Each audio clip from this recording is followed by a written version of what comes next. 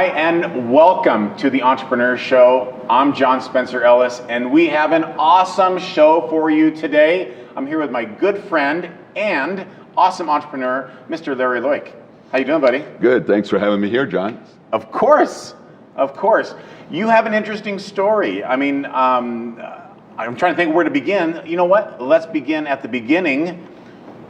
You're not from the United States. You are from... Well, actually, I am from the United States initially, but grew up in Canada as well. Oh, you grew up in Canada. Okay. Right. I stand corrected. Right. So John and I have known each other for a little while now, for a number of years, right? And so we've crossed paths different ways. And so this is pretty neat. We're constantly learning from each other and sharing our life stories. So this journey is actually the fun part. And so I've never actually shared some of this journey that I've gone on with you personally. So maybe perhaps you might be hearing some surprises today as well too. Cool. But actually, I was born in the USA, in Florida, in Miami, by Canadian parents. So they went down there, they got homesick, went back up north. So then I grew up in Canada. So as a small kid, I just went back and so grew up there. And with Canadian parents, you know, traditional, blue collar, hardworking, you know, work hard, study, and get a good what? Education. Good job, right? Yes. Get a good education, get a good job, right? And so they always wanted me to be either a doctor or a lawyer. You ever had parents like that too? It's like be a doctor, be a lawyer, what have you. So that was basically what happened. And went to University of Toronto, said, hey, you need to study medicine. So I was studying medicine. There's only one problem. I faint at the sight of blood. Right? So I say, that's not for me. So I was going to be a chiropractor actually and studying to be that. And I said, that's not for me. I need to do something else. So basically I said, okay, what do I do next? And when you go to university, you think you're going to walk out and you're going to have a great job. Everyone's going to be like throwing offers at you and everything else, right? Didn't you feel like that also? Yeah, I had that hope. Yeah, I had that hope. Spending all this time, all this money, studying for years and years, thinking, okay, where's the big paychecks? And then you're going, would you like to be a courier? It's like, what? Would you like to do this? It's like, wait a minute, this is not what I studied. Wow. And it was inconsistent, right, with what you studied to become versus what you're offered as well, too, right? So we always have these visions and dreams of where we're going to be, and we find out that it didn't quite happen that way, and you hit a wall, and then you have to pivot, you have to turn, right? So after that, I was basically said, okay, what do I do next? And funny story was, my uncle, he was at corporate office of McDonald's in Montreal, Canada. Corporate office, like corporate. And so he was in charge of building all the restaurants all over Canada and Northeast. So McDonald's was just starting then, right? Just starting.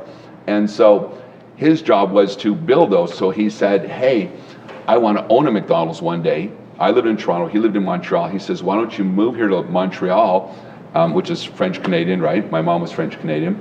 And he said, you can be a partner one day in a McDonald's. So if you're 24 years old and you get offered a position to be a partner in McDonald's, what would you say? I'd say, heck yeah. I'm gone, right? So I jump in my blue Buick Skyhawk, which we called Blue Thunder, and you can imagine why it was called Blue Thunder. Yeah, it's not a boat, it's a land yacht. You got to have respect. It's a land yacht. Basically, it's because there's holes in the muffler and it's rusted out and everything else, right? You don't have any money.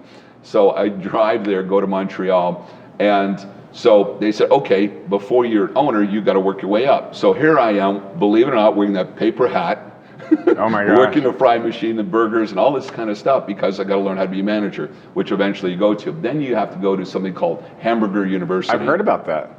It's at corporate headquarters in Chicago. So I'm working my way up there, working at these restaurants in Montreal, French speaking with all French people and so forth, which is great. And so my uncle goes for an interview with corporate office to get the franchise. He comes back that day and says, I have some news for you. They told me that I'm too old and you're too young, so they didn't give us the franchise. So I'm like, wait a minute. I didn't come here to wear paper hats and study, you know, all this time to be a manager at McDonald's. That's basically not what's going to happen, right? So I said, okay, what do I do next? So since I'm an American citizen, born in the US, I have relatives in Los Angeles. So they said, well, why don't you just come here? So I go out there one April and in the 80s, and basically they say, so what do you think? And I'm swimming in the ocean, and you know, you're from California as well. That ocean's cold. Yes, it is. I'm swimming in April in the ocean with no wetsuit, whatever, to people looking at me like I'm nuts. But I remember, I just came from 6-foot snowbanks in Montreal. So for me, it was like great. Like now we laugh at the Canadians like that, right? So I go there and they said, hey, why don't you just move here? We'll help you find out something too. So I'm working at different things, looking at marketing agencies and so forth. So I see an ad in the paper, become a sheriff, an LA sheriff. I'm like, well, that's kind of cool, because I saw in those days Baywatch, right? You remember those guys? They drive on the quads on the beach. It was the dream. Yeah, it was the dream, right? The red shorts, right? All the girls on the beach and so forth. So I'm sitting there going, okay, that's what I want. I want to be one of those guys driving the quad on the beach. So I go, and it's the Star Academy in Whittier. And I go there, and there's about 400 people. You take a written test, and then they say about 300, okay, 300 of you are gone. There's only 100 of us left that passed all the writing tests. And so after a series of months going back and forth of interviews, going downtown Los Angeles, and I lived out in the suburbs out in Thousand Oaks, which is a completely different world. It's like Orange County of the North, right? And basically, I go interview, they're doing interrogation interviews, all kinds of different things, lie detector tests, asking me strange questions, doing all kinds of physical stuff as well. And then I go back and forth, and then there's a Malibu station, Malibu Sheriff Station, so I go there for a couple of final interviews. And then he says, okay, we'd like to offer you a job. I'm like, yes, fantastic. He says, so you're gonna be starting at the downtown jail. I was like, what? He goes, the down. Oh yeah, that's standard. That's standard operating procedure. I didn't know that. Oh yeah. I didn't know that. It's sheriffs, right? So Yeah. I go, well, no. You got it wrong. I went on the quad guys on the beach. He looks at me, he goes, you serious? I said, yeah, that's what I applied for. He goes, no, it doesn't work that way. You work in downtown in the jail. Now here's a guy. I grew up in Canada. I've been sheltered. I never saw graffiti. I'm 25 years old. I never even saw graffiti yet, ever, because it's so sheltered, right? So I'm like, no way, I can't work in a jail. Are you kidding me? I said, that's it. So I wasted 9 months of my life going back and forth through these interviews and everything else. I said, okay, well, that's not for me, right? So I then worked with a marketing company. I then got into real estate, had my real estate license, had a mortgage brokerage as well. Then I became a financial planner, Series 7 financial planner. Now, look at this. I only knew a fraction of this, by the way. Look at this zigzag. I know, but you think about all the cumulative knowledge that you gained. Now, let me. It's crazy. I want you to continue, but I'm just thinking about something. Can't you not dissect, but extract information from each of those experiences, your cumulative knowledge base, and it now helps you in today's decision-making processes? Absolutely. So you think when you're starting out, let's say you're an entrepreneur, like, okay, I want to get in this business, right? I want to do this thing. And you go down that path and you realize, wait a minute, that's not for me. It's better to find out actually real quickly than going too far down the rabbit hole and finding out that's not for me at all, right? And so I just knew I wanted to be around, do my own thing, have my own business, be around finances, successful people, and learn from them. And then I lived with my relatives in Westlake Village, Thousand Oaks. I used to ride my 10-speed. I used to ride around and look at all these mansions like this kind of thing, and ride around and said, I wonder what those people do. That was the question I asked. I wonder what those people do. I always ask the same thing. Yeah. How did they get to the point where they can afford that? Exactly. I always ask those questions. Yep. And I would look at the cars and I look at everything else. I'm on my 10-speed. And so it was very, very interesting. And so I said, you know what? I got to figure out what these guys are doing. How are they doing? They got to be doing stocks or something, right?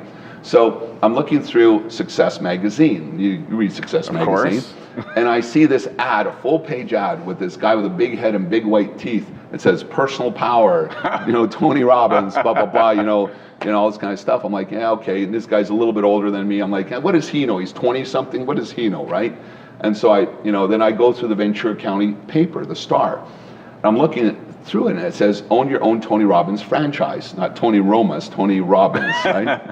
And so, make no mistake. Right, a little bit of a difference. So I'm saying, that's interesting. So I go back to the magazine, there are two different numbers. And I call the magazine, and I say, hey, there's some guy trying to rip you off because it's not the same number. They go, oh, no, that's Shelby. He lives in Santa Barbara. He's one of our franchisees or whatever too. I'm like, oh, okay, great. So I call him and he says, hey, come visit me. So he lives up in Santa Barbara, and you go up a mountain and the avocado trees and so forth. And so I go into this office. It's a dark cherry wood, the typical kind of, apprentice boardroom kind of thing, right? And he says, do you know anything about Tony Robbins? I said, not really, just what I saw in the magazine. And so in those days, he says, okay, let me show you something. And he pops in something, you can relate to this, a VHS tape. I'm gonna hold you right there. Hey, right after this commercial break, we're gonna learn what Tony Robbins did on a VHS tape. I remember that. We're old enough to be able to have those experiences. We're gonna share with you what happened right out of this commercial break. Stay right where you're at. Hi, my name is John Spencer Ellis, and I want to help you reach all of your personal, professional, physical, and financial goals. You have greatness within you, and sometimes you just need a coach, a trainer, and a mentor to help you realize your full potential. Since the age of 12, I have immersed myself in the study and practice of maximizing human potential, physically, mentally, personally, professionally, and financially. I believe you and I have so much to offer, to experience, and to give to the world. It's time for you to step into your brilliance and shine like you're supposed to right now. I invite you to learn how I can help you reach your goals and dreams. Thanks for your time. All right, welcome back. Right before the break, Larry was telling us about a VHS tape and Tony Robbins, so carry on. So basically what ended up happening, John, is I go into this guy's place, a multimillionaire living in Santa Barbara, shows me this tape of Tony Robbins at a live event. And you've been around Tony, you know Tony's stuff and so forth. Pretty high energy, right? So I'm watching this tape and he says, what do you think of it? I go, oh, it's kind of interesting. Like I'm kind of evaluating, what is this exactly, right? So I go home. About a week later, something comes in the mail. And it's the tapes. It's actually cassette tapes, right? Not DVDs, not CDs, cassette tapes of Personal Power, right? I have that. I still have my cassette. Yep. So I said, okay, I'm gonna ride my bicycle around, and I put it in this thing, maybe you can relate, a yellow Sony Walkman. Oh yeah. Remember those? Oh yeah. Waterproof, right? They were never waterproof. Oh yeah. So I put that on, I'm driving around the lake, West Lake, I'm looking at these mansions, I'm listening to Tony, all this stuff. This guy calls me a week later that sent it to me, Shelby, and he says, so what do you think? I said, oh, it's kind of interesting, not bad. He says, what are you doing on Wednesday of next week? I says, I'm working, marketing from, what do you expect? He goes, no, you're going to Dallas, Texas. I said, no, I'm not. He goes, yes, you are. So what are you talking about? He said, I made arrangements for you to go to a Tony Robbins event in Dallas, Texas. I said, well, okay, but I got to work. He goes, don't worry about that, I'll take care of it. I said, well, there's a flight. He says, I got that covered. Hotel, I got that covered. Meals, he says, Larry, stop, I got that covered. So I walk into this event. I get there late in the morning. So have you been to a Tony Robbins event? You know what's crazy? I have never been to a live event. I've read every Tony Robbins book. I have every one of his programs. I'm good friends with his son, and I still to this date have not been to one of his live events. I know it's a travesty, and I have yet to do it, and I will. No, it's not that it's a travesty, but it's interesting. So I walk in, and at this moment, there's a high energy, right? There's music pumping and everything else. Yes, yes, yes. And I walk in, and what do you think's happening? People are giving each other back massages. Like, whoa, what is this, a cult? What's going on here? Right? First thing is whoosh of energy coming at me. So I kind of sit there, and I'm sitting at the back of the room, against the wall, kind of like still playing it out, figuring out, do I like this? What's going on? Or what did I get myself into? The next day, I have a meeting with Tony for breakfast, and he goes, hey, Larry, nice to meet you. And you ever saw that movie with George Costanza where Tony plays himself, Shallow Hal? Oh, yeah. So he's in that movie, right? And he shakes my hands. Great. And in that movie, George Costanza calls him banana hands because his hands are so huge, right? And sure enough, that's true. He shakes my hands. I'm like, wow. And so we talked. He says, hey, Shelby told me a lot about you. Love to work with you and everything else. A few minutes, it was great, and that was it.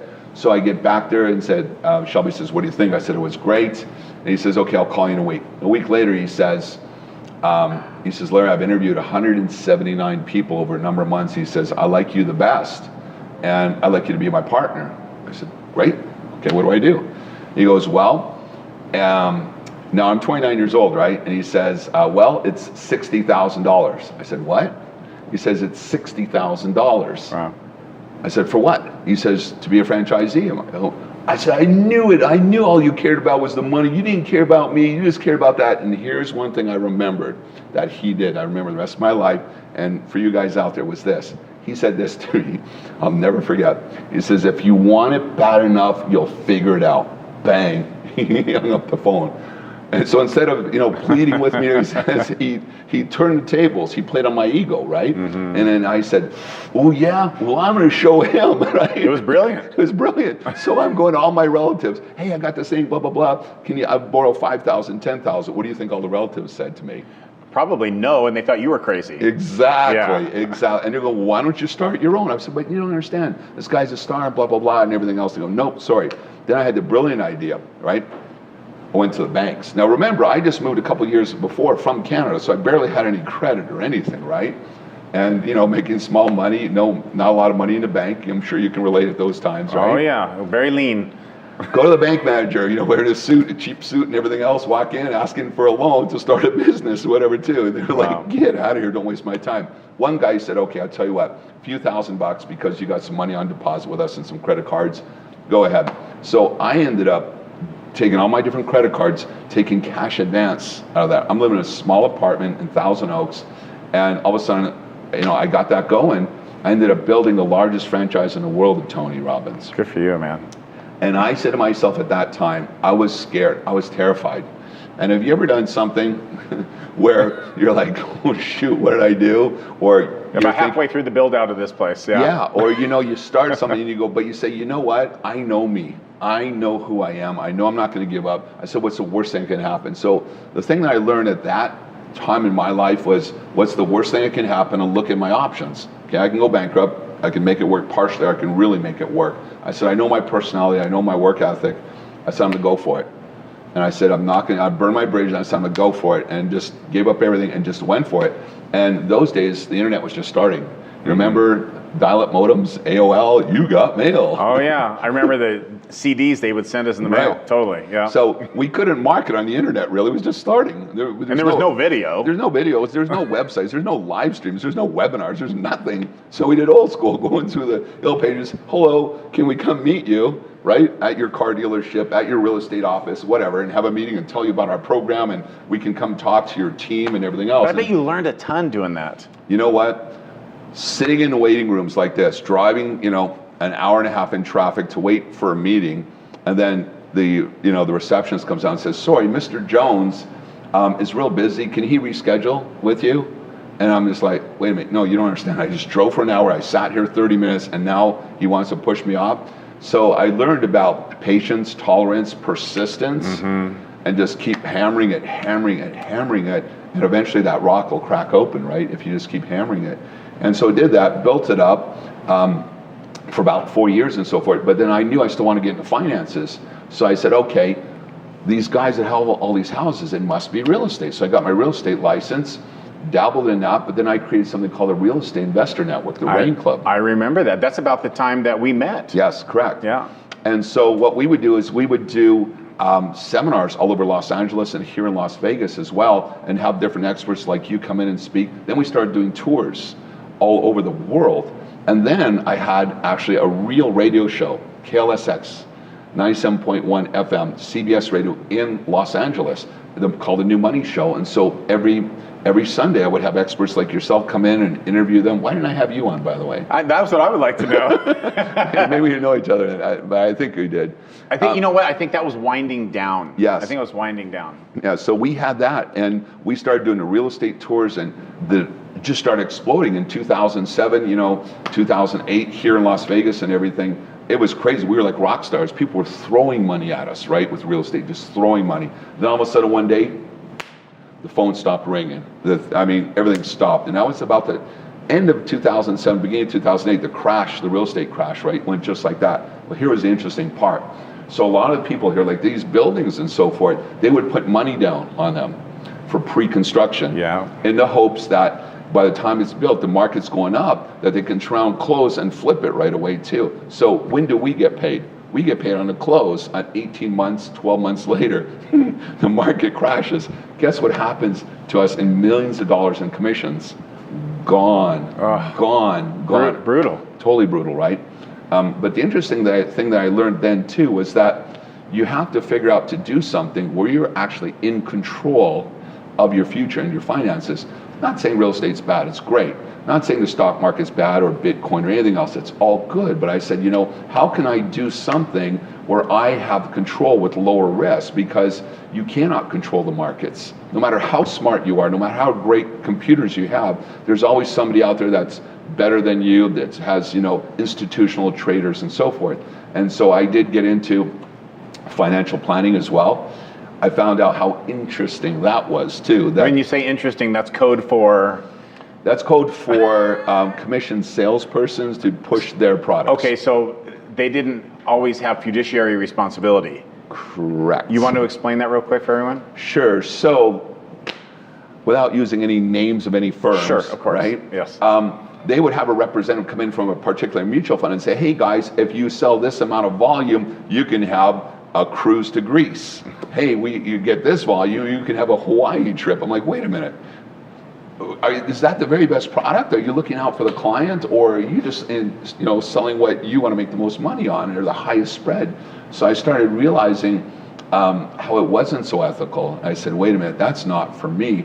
So then to get a Series 7 financial planner license was the hardest test I ever took in my life. It was like a 4-hour. I've heard that. So you guys, just to summarize, if someone is a fiduciary or has fiduciary responsibility, they are required, based on their licensure and law, to do what's in your best interest.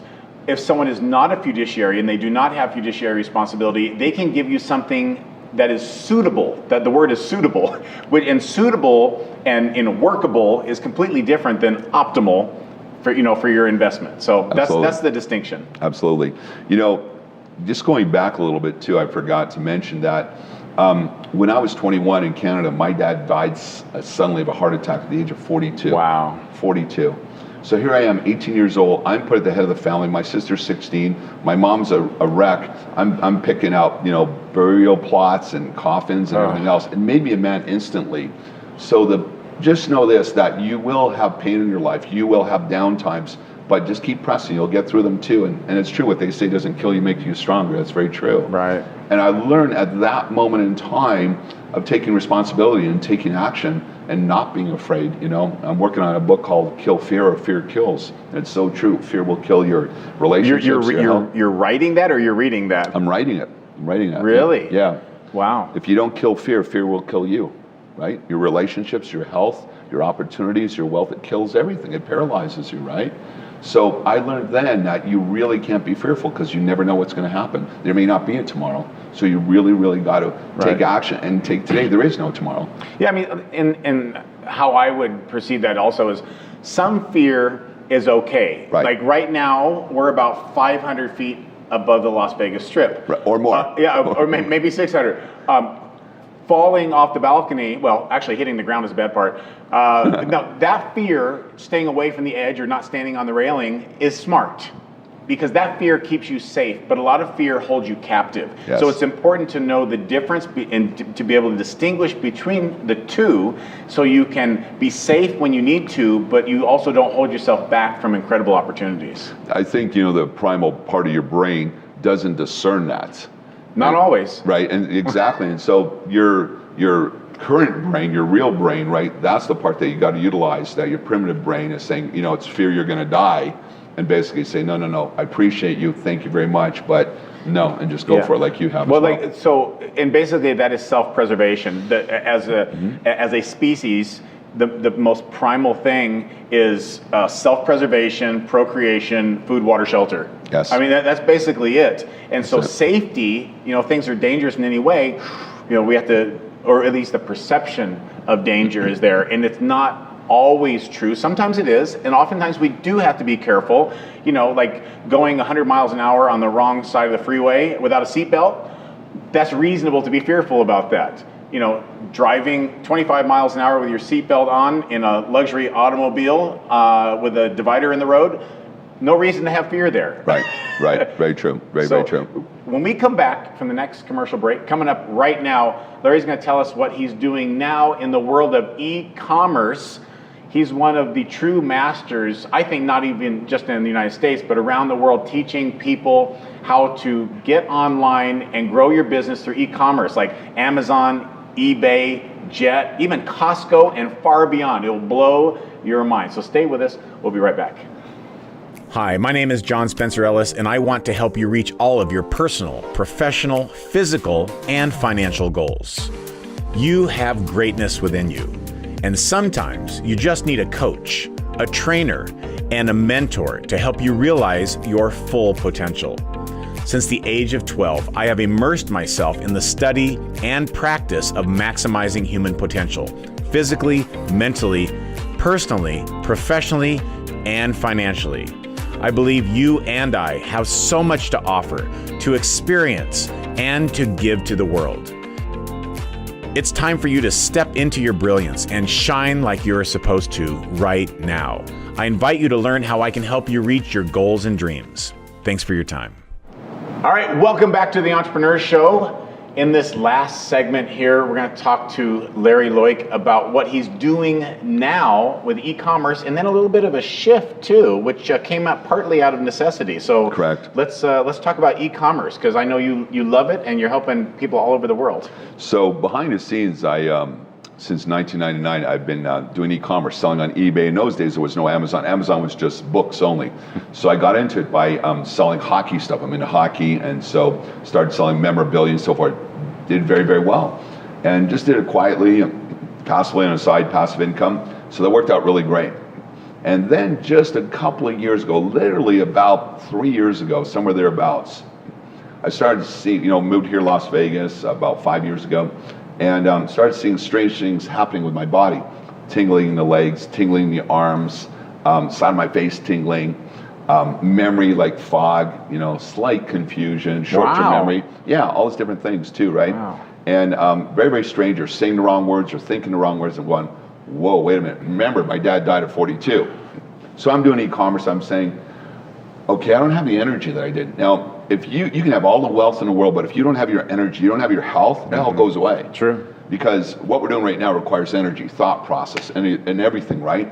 So I'm saying, this isn't good. I'm not as motivated. I'm not, I'm a go-getter. What's going on here, right?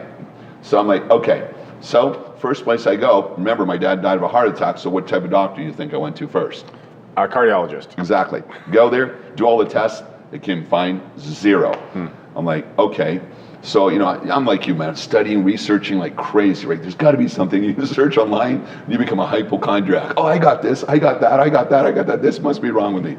So then I'm like, I know, it's diabetes. I'll go to endocrinologist. I go there, nope. Those are both reasonable assumptions. Yes, I tried to pick the thing that was probably most likely what it was, and it's not that. So process of elimination, went to that. So I'm like, you know what? There's something wrong with my brain. I've got a brain tumor, I've got this, I've got something wrong with my brain, aneurysm, all this stuff. You're freaking out, you can't sleep and everything. So I go to a neurologist for a number of months, back and forth, all these different scans, nothing. I said, are you sure? Are you sure? There's something. And they're looking at me like, dude, you're fine. Like, no, I'm not. No, I'm not. I know me, I'm not fine. There's something wrong, you're not finding it. So I'm like, okay. I go to another neurologist. This guy must have missed it, you did. So I go here to, there's a Lou Rovo clinic. It's a Cleveland clinic. It's like world renowned. Sure. It's like very famous people from all over the world come to it. So I go there and they do the full scans and everything, 0. I'm like, are you sure it's not MS? Are you sure it's not this? No, we checked. Well, the tingling and all that stuff, those are reasonable things. All these different things. So then I'm like, okay, you know what? So I pray, I say, God, you know what? Just heal me, help me find out what it is, heal me, and I promise you that I will get into this and help other people as well too. So all of a sudden, I go to the Bulletproof Conference, Dave Asprey's Bulletproof Conference in Pasadena. And so through a mutual friend here in Las Vegas, I meet this functional medicine doctor. Functional medicine is another word for a holistic natural doctor, right? And so I start meeting with her and she says, I've heard about you, I want to work with you, and can you do our e-commerce? Medical e-commerce, right? So I said, sure. So we start working with her. And next thing you know, she's doing analysis on me. She said, well, do some blood tests. I said, I've done them. He goes, no. Our blood tests are very in-depth. Different panel. Different panels, very in-depth. So we do that. She goes, oh, your different mineral analysis is off. You got this, you got that. Your potassium's low, blah, blah, blah. All these different things. Like, you're kidding me. These doctors can find simple thing like that? They go, no. So potassium should have shown. Take this, take that, do this, do that. I'm starting to do this. Oh, you do a liver cleanse. Now, when you think of liver cleanse, you think this guy's an alcoholic, he drank a lot. No, the point is everybody needs that. So I started doing these different cleanses, detox. All of a sudden, things started changing. Things started going away. Wow. I'm like, wait a minute. So I just spent thousands of dollars with all these doctors waiting in their waiting rooms, everything else, and they couldn't find anything. And I go to one doctor and they find out this. I said, you know what? The world's got to know about this kind of stuff, because it's so true how what they're working on is they're working on the symptoms, not the cause. They're just suppressing what the problem is, right? That's Western medicine. Totally. Yeah. So then I'm like, okay. So then I keep searching. And then I find another functional medicine doctor here in town, go to them, and he goes, you know what? Try this. You know, what about this? What about that? He's giving me all these different ideas of trying these different things. What about L-glutamine? I said, what's that? He goes, well, you probably have leaky gut. I said, leaky gut? What do you mean, my stomach's leaking? Yeah, people think of that as like just for bodybuilding because it's an amino acid, but it helps your digestive system. Basically, so I started studying it, and so I love to use metaphors and stories that people can relate to. So imagine this. Imagine your garden hose that sits outside in your backyard, right? And it's hot outside and it dries, so it becomes brittle and it cracks, right? And so you turn it on, and what happens to the water? You start seeing psst. So that's your digestive tract, right? So over the years, because of all these different things and stress and everything else, you've got these tiny pinholes in your digestive tract. That's leaky gut. So basically what happens is your body then sends messengers to that to fix that. And that's white blood cells, and that's inflammation. That's disease. Yes. So I started learning all this stuff. I'm going, dude. So I started taking all these things to heal the gut. And they said, you know, when you say you have that gut feeling, they say you have a second brain in your gut. Yeah, the enteric nervous system. Yes. And so I'm like, wow, this is fascinating stuff. So I'm just diving into that, learning all this stuff. And then I meet another doctor here, which you'll meet this weekend as well too. And he's saying, look, do this, do that. Doing infrared sauna. I said, I've been hearing about infrared saunas. Isn't that like the gym one? He goes, no, it's a little depth. So guess what I bought? I bought an infrared sauna for my home. Yes. So I'm learning about that and how it detoxes. So now I'm saying, you know what? I go to Ukraine a lot. Heavy metals. I get a heavy metals test. What do you think shows up? Heavy metals. Oh my gosh. Chlorine, fluoride, you know, all these different things. Wow. I start doing detox of heavy metals, starts changing. By the way, there's a new study that just came out of Finland, because saunas are huge in Finland and that whole region of the world, but in Finland this study was done, and I don't remember the exact numbers, but daily or weekly, I can't remember what it was, use of a sauna, and they didn't even differentiate between regular and infrared, far infrared, and so on, but it decreased the likelihood of heart disease in the weekly users by like 30 or 40%. Yes. I mean, I knew it was good. I'm a regular user of a steam and sauna and all that, and on a weekly basis, part of my health regimen. But I had no idea it had that extent of a health benefit. Infrared's a little bit deeper. It goes inside your muscle tissues. It goes inside your fat and releases toxins. But the overall heat is not higher. No, it's not. But it's more penetrating. No, it's not. So actually inside the sauna itself, it's cooler than your regular, but you're all of a sudden sweating because it's vibrating, I guess. It's going inside those tissues. And Interesting. it's taking all the toxins out. So I started learning about all these different things. I said, you know what?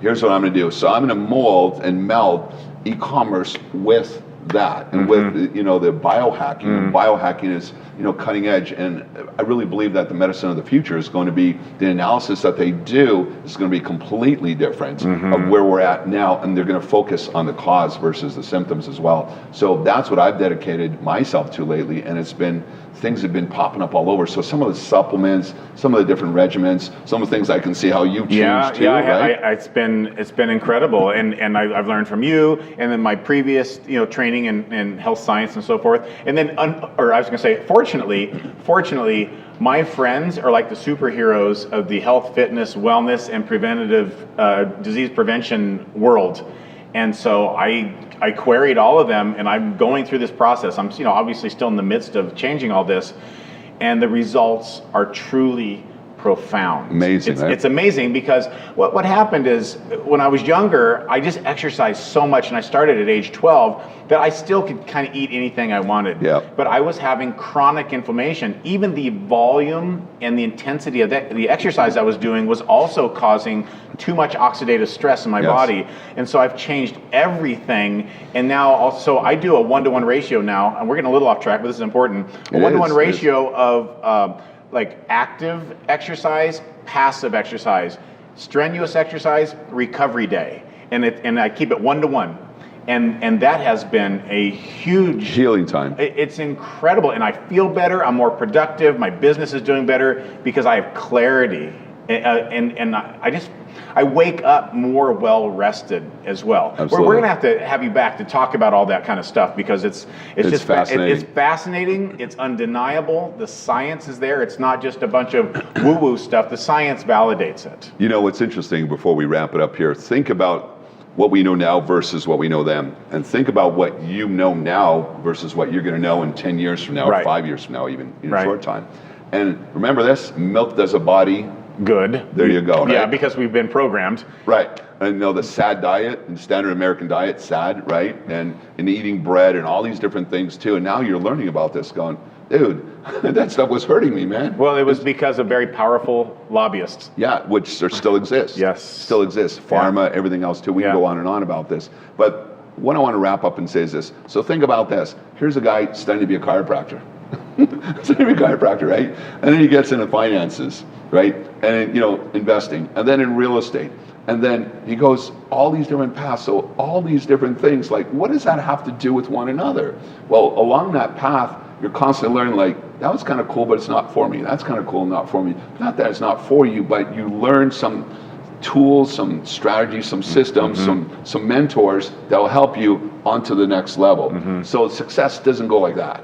It goes like this. It'd be awesome if it did, but that's untrue. Unless you inherit some business from a very wealthy dad, which I didn't. Yeah, I'm thinking Zuckerberg's kid's going to do okay. A little bit different, right? That's very rare, small percentage. But success is a crooked line, and you just got to keep going at it, and just know that the next stair will appear for you. Just take that step too. And so what I'm doing now, I never expected to be doing this. Had no clue, not at all. But here it is, and here we are right now. Before we wrap this up, I just want to ask you a couple quick questions about e-commerce, because people want that. Describe what e-commerce is, and what does it include? What are the various platforms people can sell on? Sure. So e-commerce, first thing, if you think about this, there's a lot of retail stores that are closing in your neighborhood all over the world, actually, and the reason is that a lot more people are buying online. I know I like the convenience of pushing a button, and now here in Las Vegas, we have Amazon Prime Now, where you push the button and you get something 1 to 2 hours at your door, right? Which is fascinating.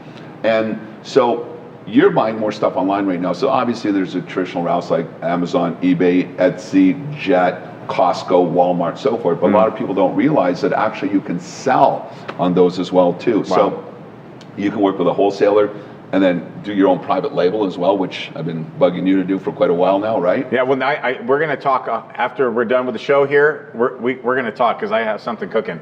Awesome. So you can turn out and work with manufacturers, wholesalers, liquidators. You can do retail arbitrage where you can find something retail and sell it retail too. And a lot of automated software and so forth. And the cool part is you can do it from anywhere in the world to anywhere in the world at all too. Think about this. All these malls, right? You see a beautiful mall behind us and so forth. Think about how much money that owner poured into that shop for the rent, for the electricity, for the insurance, for the labor. Which is a tenant improvement to build it out. Absolutely, right? The inventory, the labor, and everything else. Imagine how focused and dedicated they are. If you put that much focus and energy into your virtual store, with a lot less risk, and you have a lot more exposure worldwide versus just the geographic center area, you'll do really well. And the margins can be equal or much greater. Greater, actually. Greater. Yeah. Absolutely greater, yeah. So that's the cool part. And automate the stuff too with all the software that's going around. There's no limit to the opportunity with e-commerce. There really isn't. And it's growing exponentially. Some people say, well, it's sad, like what happened to, a lot of the Target stores, what's happening to Sears, what's happening to Toys R Us. I get that and I understand it. Kids love going to the toy store and all those sorts of things. But we have to remember that things evolve. Detroit doesn't churn out cars and have a monopoly as they once did because things evolve.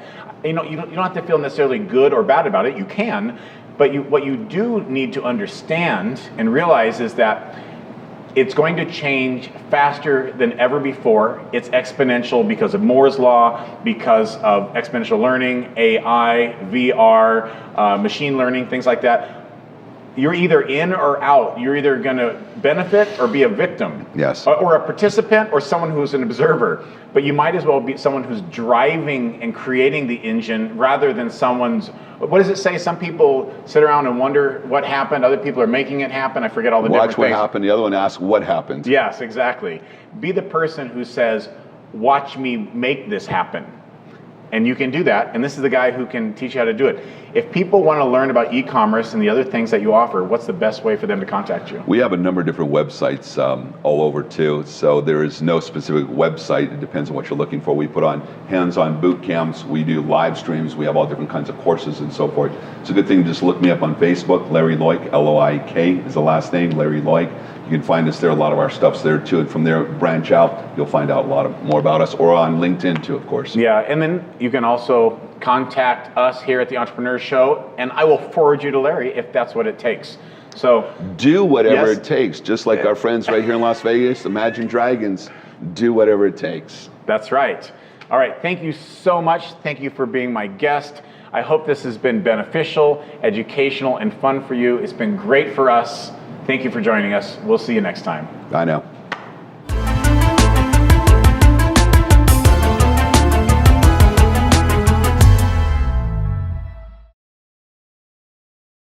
Hi, my name is John Spencer Ellis, and I want to help you reach all of your personal, professional, physical, and financial goals.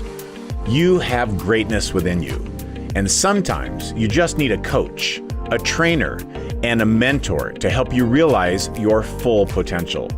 Since the age of 12, I have immersed myself in the study and practice of maximizing human potential, physically, mentally, personally, professionally, and financially. I believe you and I have so much to offer, to experience, and to give to the world. It's time for you to step into your brilliance and shine like you're supposed to right now. I invite you to learn how I can help you reach your goals and dreams. Thanks for your time.